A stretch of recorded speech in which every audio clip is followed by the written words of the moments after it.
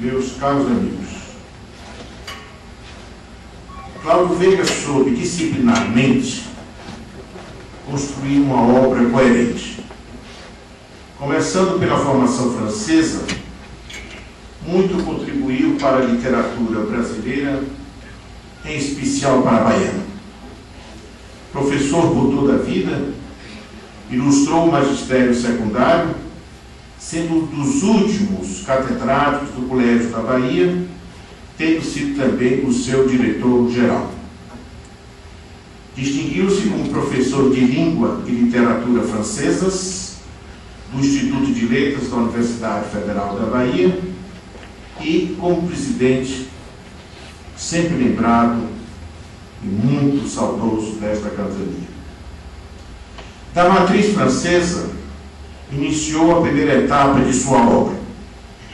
São os anos de aprendizagem no exterior. Revigorou a formação humanística obtida no Seminário Central, primeiramente com bacharelado pela então Faculdade de Filosofia, Ciências e Letras da Universidade Federal da Bahia. Nela, a influência maior foi do professor de francês Raymond Vanderhaeghen, agrégé de universidade. Vanderhaeghen foi o introdutor da metodologia do comentário de texto na UFBA. Essa informação que eu tenho do professor Cláudio. E o professor Vanderhaeghen também manteve durante muito tempo a Casa da França, sobretudo nos anos 50 e 60, que foi um extraordinário centro de cultura, frequentado por muitos, pelo professor Navarro de Brito, pelo professor Milton Santos, Oliveira Guanazzi, por médicos, etc. É uma época em que a Universidade da Bahia tem os centros binacionais de cultura. Casa da França, Centro de Estudos Americanos, Centro de Cultura Alemã, Casa da Espanha. Felizmente, esses institutos desapareceram. O êxito dos estudos conduziu o nosso Cláudio à França para cursar a tão conhecida na época Escola Superior de Preparação e de Aperfeiçoamento de Professores de Francês no Exterior. Era uma instituição frequentada por muitos aqui da Bahia, e quem era professor de francês frequentava esta escola. Escola que pertencia à Universidade de Paris-Sorbonne. Eu digo Paris-Sorbonne porque não tinha havido ainda a separação da Universidade de Paris em 17 universidades.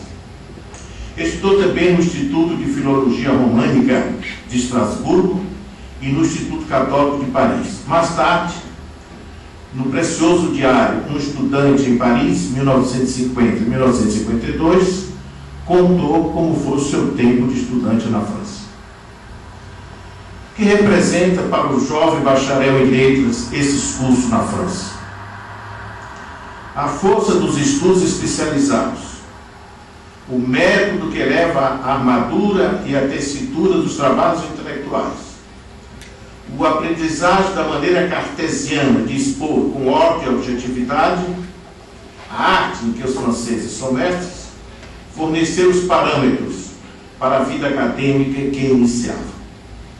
Ao regressar à Bahia, acrescentou ao bacharelado de 3 anos a licenciatura de 1 ano por exigência do magistério. Era o chamado 3+1, com a formação pedagógica das licenciaturas para o ensino secundário. Portanto, ele primeiro obteve o bacharelado e depois a licenciatura. Da experiência francesa saíram as disciplinadas teses que formaram o erudito. No seu caso, basicamente, as dissertações exercitaram o método que o capacitou para o trabalho intelectual. Para sua trajetória, foram sumamente importantes os estudos pascualianos, das pequenas cartas de Pascal, a comparação e as provinciais, o famoso livro onde Pascal critica os franceses, os jesuítas, dizendo como os provinciais deviam se comportar. e Aspecto Pascal, escritor. São 3 teses que ele tem sobre Pascal. Mas por quê? Pelo que Blaise Pascal representa para o pensamento francês? Positivamente que sim. E mais ainda, são essas teses que marcaram o início da carreira de escola que Cláudio Veiga veio a ser. São também desta fase os trabalhos sobre língua francesa, vestibular de francês, gramática nova do francês, textos franceses, introdução à poesia francesa e a mini antologia bilíngue da poesia francesa, que depois desabrochou na monumental Antologia da Poesia Francesa do século IX ao século X, com a bela apresentação do professor Jacques Salan. A antologia é o seu trabalho de maior fôlego, que consumiu mais de 20 anos de trabalho. No dizer de Salan, aspas, labor beneditino ao qual o professor Cláudio Veiga consagrou seus mais legítimos instantes de lazer. Ele sempre foi fiel durante a vida às fontes francesas de sua formação. A atividade do magistério secundário e do magistério superior motivou bastante a sua produção linguística e literária.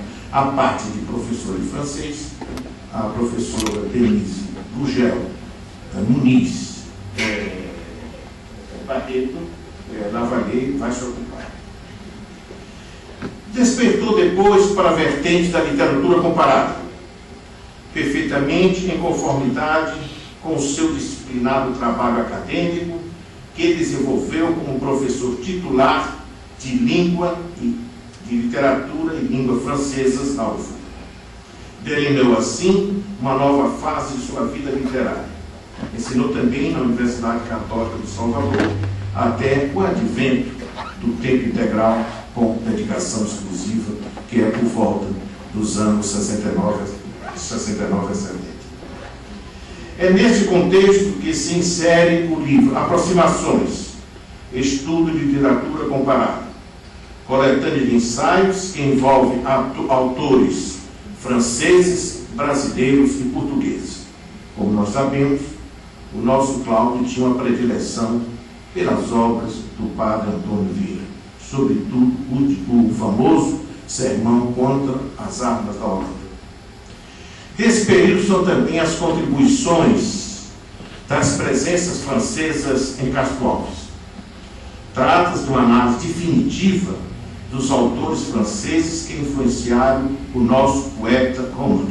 Ele absolutamente identificou todas as citações e todas as referências de franceses na poesia de Castro Alves.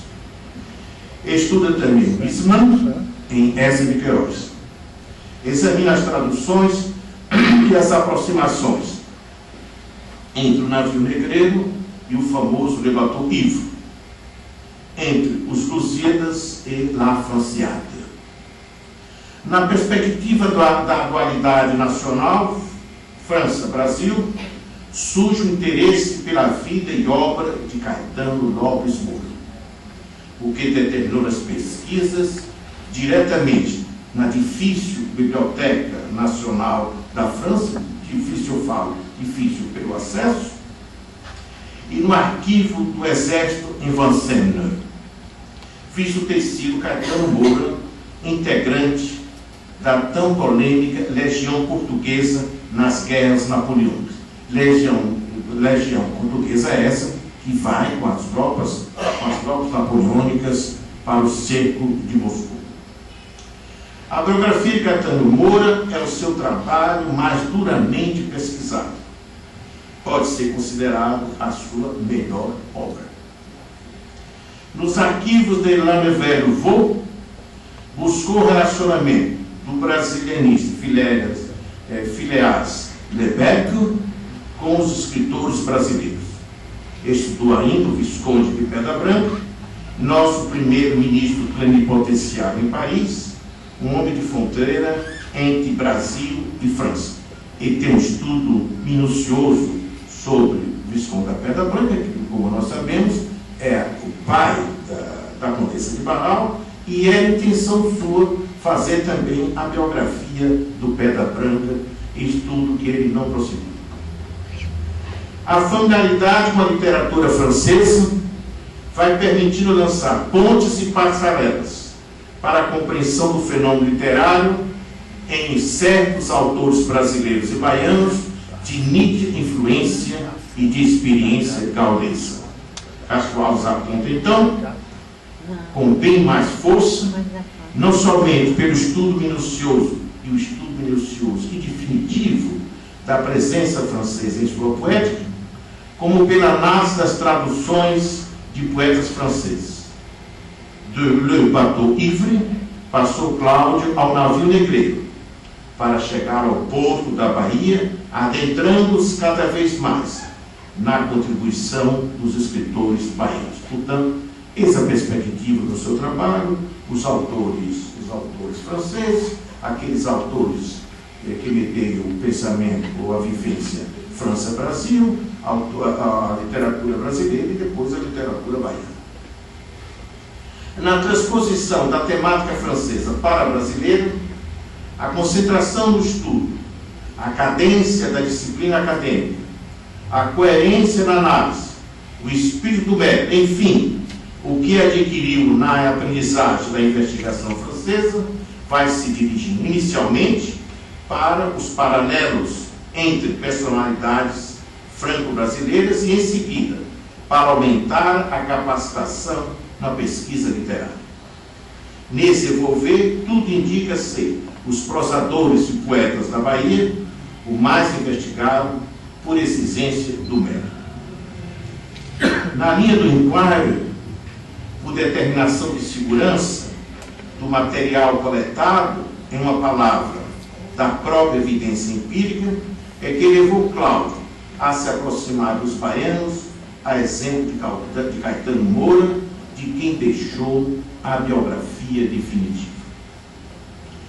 Se da fase inicial dos seus estudos franceses trouxe a teoria literária, e a teoria é a teoria que sempre guia a pesquisa, a imprescindível fundamentação teórica de qualquer trabalho acadêmico, do segundo período da literatura comparada vieram as técnicas e os processos do método empregado, o que não deixou de ser um procedimento de investigação histórica. Cabe a afirmação de Robert Travers sobre o método histórico com referência à educação, aplicável também à investigação literária. Toda investigação literária é uma pesquisa histórica, afirma o famoso professor da Universidade de Michigan. Pela revisão da literatura, pela consulta às fontes, pela aproximação do método com as técnicas das pesquisas nas ciências do comportamento. O mesmo se pode afirmar quanto à literatura comparada. A maior parte das vezes que se utiliza a metodologia bibliográfica ou metodologia documental, a abordagem histórica está presente, inclusive pela análise de conteúdo ou pela análise do discurso. É exemplo do que acabo de dizer a obra Um Brasileiro Soldado de Napoleão, certamente sua obra mais significativa, que é a requintada biografia intelectual de Caetano Moura. Observe-se a riqueza do material coletado na Bahia, no Rio, em Paris e em Rouen, devidamente interpretado, que resultou em um primoroso trabalho acadêmico de organização periódica e tópica, merecendo do crítico Wilson Martins as seguintes palavras: alto modelo de biografia intelectual, implicando, além da extraordinária e sólida cultura humanística, porque o autor é conhecido, meticulosa e sistemática pesquisa no Brasil e no exterior. Cláudio se dava bastante com Wilson Martins, o famoso crítico literário, recentemente falecido, professor da Universidade do Paraná, porque compôs um dos seus exames na Bahia. Não sei se a docência é livre, se a cátedra da Bahia, se a cátedra da Universidade, ou se a cátedra do Colégio da Bahia. mas conhecia bastante Luís Martins. Seguindo a mesma line of inquiry, apareceu uma leitura de Arthur de Sales, 7 tons de uma poesia maior. Ele vai, pouco a pouco, se aproximando da literatura baiana. O esquecido simbolista baiano encontrou para Pedro Calmon quem o compreendesse e estudasse na inteira dimensão de sua arte, Cláudio Veiga. Na significativa contribuição à literatura brasileira, pela proximidade do que encontrou sur place, Cláudio Veiga se ocupou do Arcade, Pedra Branca, Caetano Moura, Arthur de Sales, Pichon de Vilar, Altamirano de Riquião e, por sua vez, chamaram ao estudo de outros escritores baianos, Jorge Amado, Adonias Filho, Xavier Marques, Seabra, Prado Valadares, Álvaro Reis, Etiari. Esses autores integram o volume Prosadores e Poetas da Bahia, que é, emblematicamente, uma clara linha de investigação da literatura baiana. O abalizado pesquisador confessa, neste livro, o denominador comum é a Bahia, a história de sua literatura. Quase todos os escritores enrolados nasceram na Bahia. Fecha aspas. Cláudio Veiga partiu, portanto, das matrizes francesas e erigiu a sua obra de escritor, de tradutor e de pesquisador de nossa literatura, constituindo-se um ensaísta erudito, academicamente com escola, pela obra edificada e pela postura que tinha.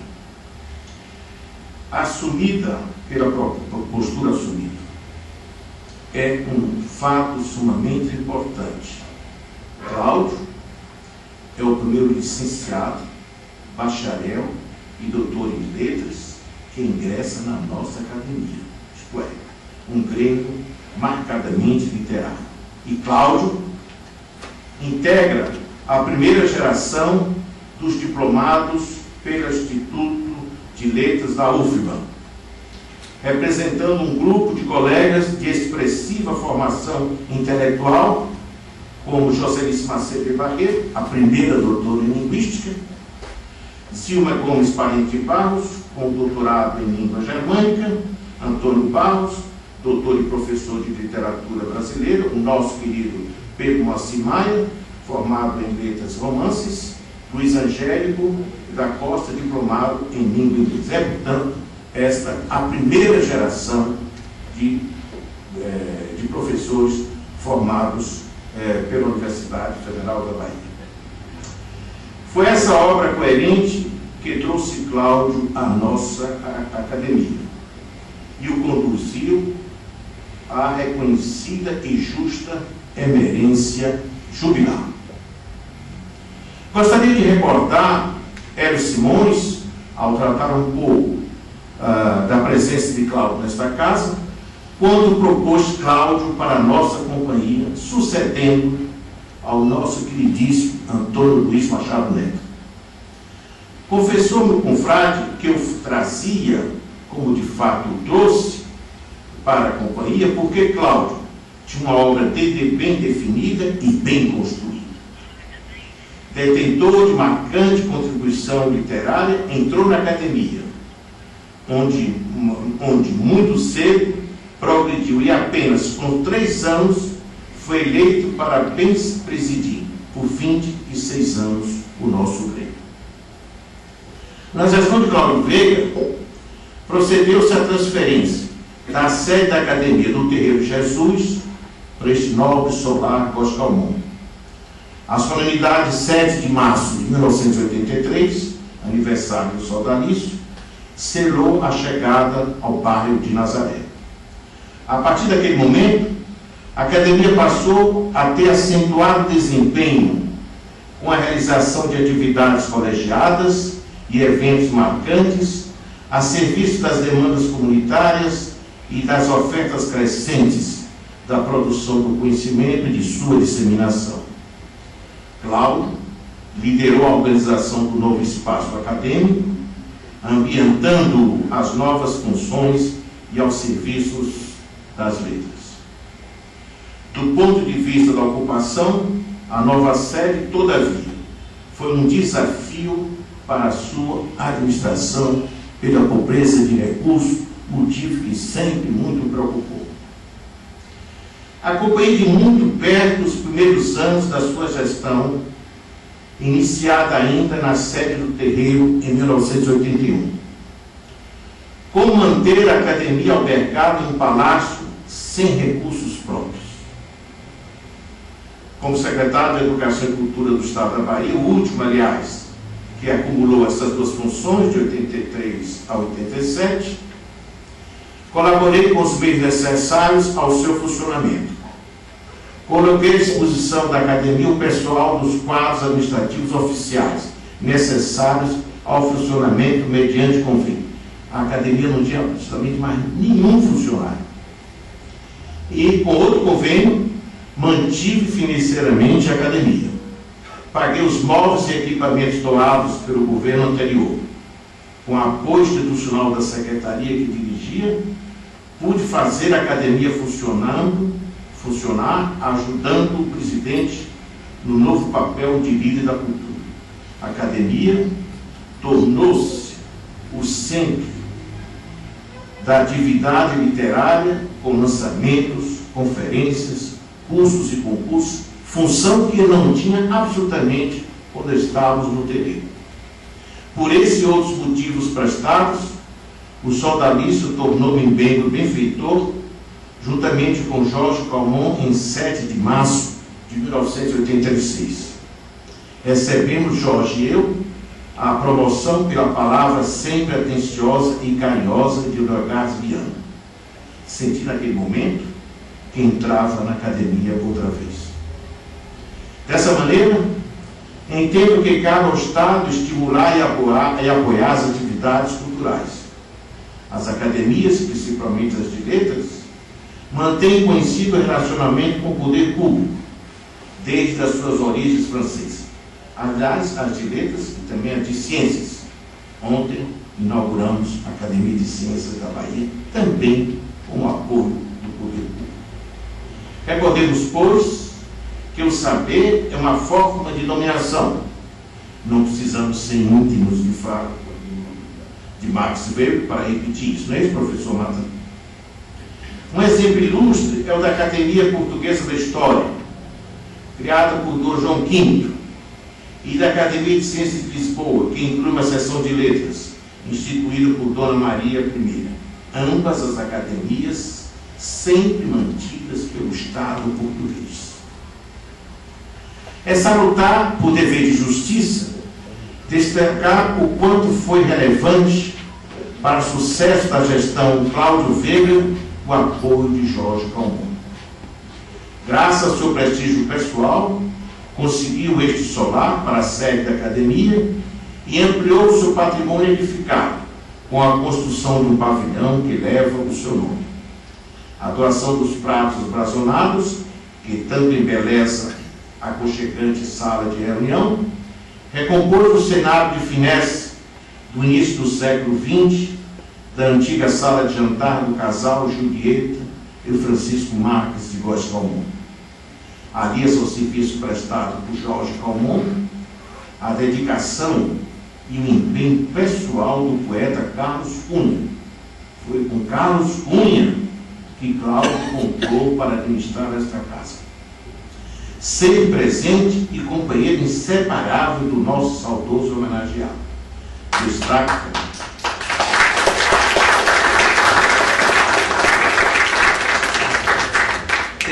também a colaboração de nossa Tereza Veiga aqui presente.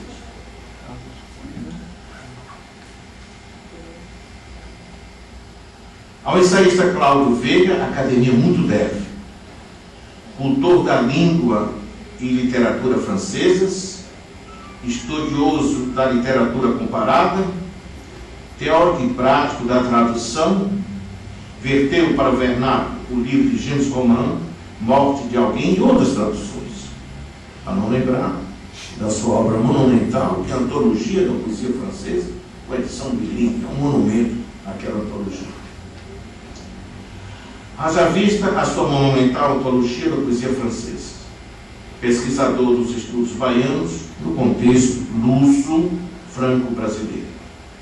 O professor Cláudio Veiga é, portanto, um fator que muito favorece a realização da Academia de Letras. Tanto soube construir o conhecimento com comprovada obra universitária, coerente e significativa, como soube fazer a academia, dirigindo-a com sabedoria por mais de 2 décadas, 26 anos. A sua gestão foi paciente e sábia. Jorge dizia que ele dirigia a academia com paciência. A sua gestão foi paciente e sábia na agregação de pessoas, de livros, de bens móveis. Promoveu a integração de vários acervos, Álvaro Nascimento, Rodrigo Tavares, Walter Oliveira e outros. Incorporou parte do espólio da sempre saudosa e sempre lembrada Edith Mendes da Gama e Abreu e a coleção de estatuetas do Dr. Eliezer Aldifas.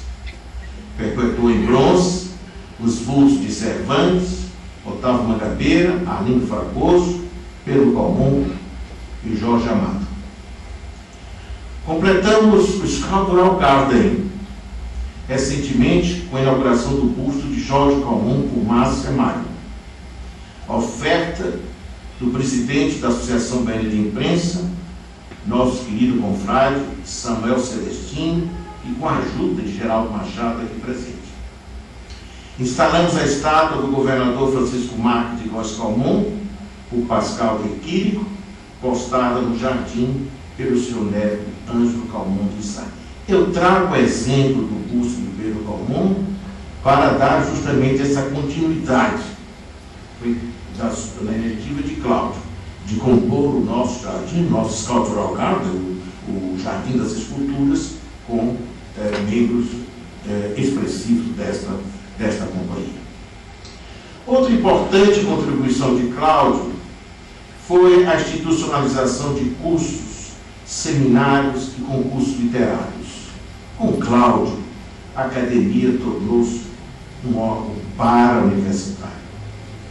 Transformou o curso Castro Alves em colóquio de literatura baiana, apoiando a iniciativa do nosso alheio, e criou o curso de folclore. Destaque-se o Prêmio Nacional Academia de Letras da Bahia, Braskem. Os diversos lançamentos, palestras, exposições, edições da revista da Academia, publicações, renovadas posses solenes, renovados em centenários e parcerias com diversas instituições, como o convênio com a Assembleia Legislativa. Tudo isso movimentou a nossa academia. Com o nosso confrade homenageado, manteve-se a linha de erudição que converte este grêmio em uma entidade cimeira da cultura baiana. O reconhecimento pelo seu trabalho o introduziu no selecionado grupo dos membros benfeitores, composto por Heitor Praga Frois, Jorge Calmon e por mim. A autora do título foi um dos primeiros atos quando assumi a presidência desta casa.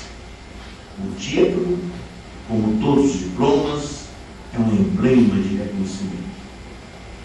Cláudio Veiga, meus amigos, é um dos construtores desta companhia. Símbolo de gentileza, de sabedoria na convivência acadêmica. Um ensaísta expoente da literatura baiana. Obrigado a todos pela presença e mais ainda pela atenção.